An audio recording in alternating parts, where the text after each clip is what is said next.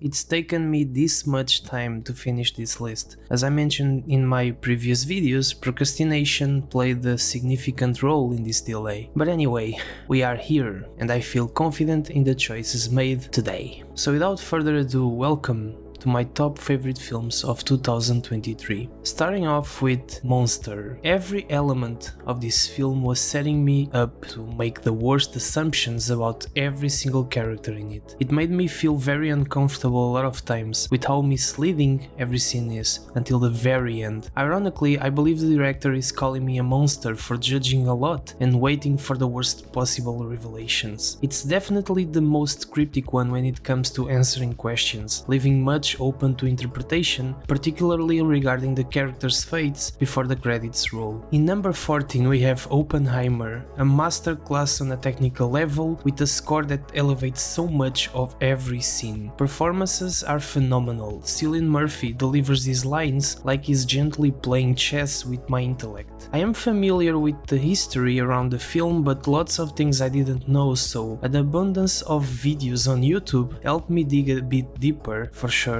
and appreciate so much of the little details included in the script. Number 13, The Boy and the Heron. One that is also very enigmatic, full of off-putting elements that serve the story but sure will leave a lot of people confused. One of the things that hit me is that the great uncle is just like Miyazaki, resorting to fiction to find solace in something that doesn't bring pain, ultimately still hurting the more he seeks for it. Number 12, Air. Seeing Ben Affleck and Matt Damon once again together in a project brings me home. Ever since Good Will Hunting, these two together always scream a good movie in the distance. After its ending, it left me wanting more of its style. The music, the tone, the color palette and the amount of effort are so amusing. It complements elements of history without doing anything more than they need to, and if you know the outcome, it still feels cheerful and exciting. Number 11, Rice Boy Sleeps. A very transportive experience carried by the resonating music and brilliant cinematography that played out beautifully with the acting, taking this straightforward story from a narrative standpoint and grabbing me mostly because of the outcomes. The ending is so gratifying and earned, something that the two characters in this film definitely needed to settle. In number 10, Guardians of the Galaxy Volume 3. Out of the Marvel casserole, we got the Guardians of the Galaxy movies, which are my favorite from this cinematic universe. And this one is no different, complementing its predecessors with such an emotional character-driven story, while still maintaining the fun and thrilling moments that we often seek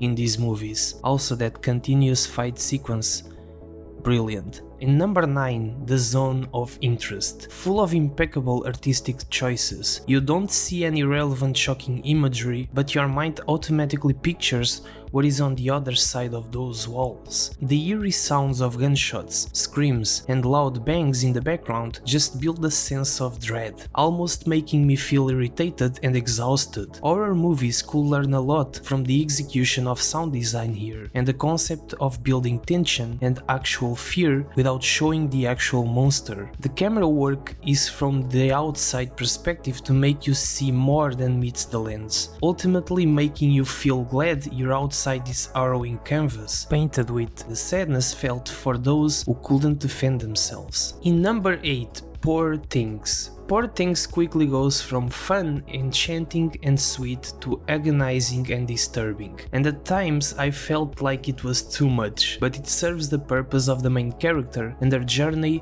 of becoming aware of the bad aspects of the world. This film eloquently portrays the beauty of innocence juxtaposed with the repulsiveness of its exploitation. In number 7 we have Beau is Afraid. Coming from the mind of Ari Aster, Beau is Afraid was an absolute blast, eccentric in every aspect and unpredictable. This movie goes from 0 to 100 very fast, having a sequence of events in different scenarios that was very reminiscent of a comic book that I love called Day Tripper by Gabriel Ba, in the sense that every scenario that the main character goes through is very outlandish, with its own symbolism serving the narrative very well. In number 6, Skinnamarink. A subliminally portrayed story that is a tragedy at its score, an analog horror piece that despite its constraints outshines most horror movies nowadays, thanks to its ingenious creativity. The story behind it is almost impossible to follow most of the time, but is foreshadowed in a lot of the props shown on screen, and also in the cartoons that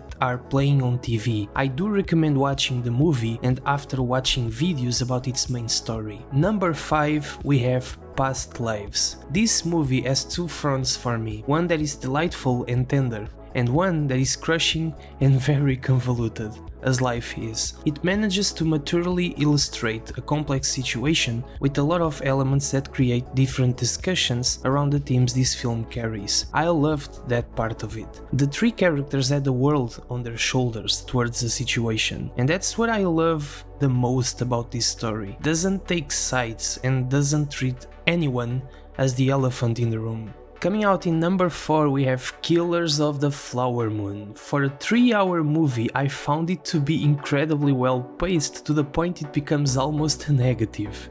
There are a lot of interactions in between scenes that I wish to have seen more of. It slowly crawls in and becomes stressful as it portrays the horrors that a Osage went through. The performances are truly remarkable as well. I almost forgot it was DiCaprio on screen, and Lily Gladstone could convey volumes with just her eyes alone. She could remain silent throughout the entire film, and you would still feel the anguish her character experiences. On third place, The Holdovers, a Christmas gift with character arcs coming together in a way that left me wanting more. I could definitely see a school series accompanying the kids on their own journeys, developing friendships and showing more of each of their lives. It has a lot of themes that aren't forced into the viewer's mind. It illustrates each in a very calm way. The cinematography here is pitch perfect for its season, filled with old-fashioned, and editing that paired with the music contributed to a very cozy watch. In second place, Godzilla -1. Exhilarating from start to finish, explosive, loud, it secured a spot on my top favorite Godzilla movies of all time. The fact that it manages to explore a human story in an effective way, keeping Godzilla in the dark for a lot of time and still presenting a good movie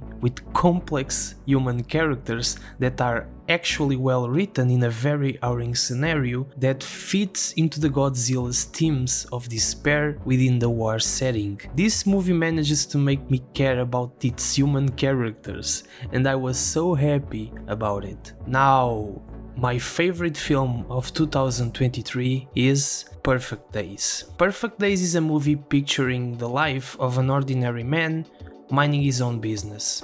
That's it. End of the video. Such a simple summary, yet it encapsulates the core message of this film, emphasizing the importance of being ordinary and finding joy in the most ordinary things, and that the most profound complexity lies within simplicity itself. It's also a movie that celebrates life and the realization that as we age, we begin to prioritize the simplest of things, that often are the ones that matter. I loved this movie. The message it conveys, its characters, the storyline, the evocative cinematography, and the music. This movie loves its music. So yeah, I proudly say that Perfect Days is my favorite movie of 2023. Let me know your picks.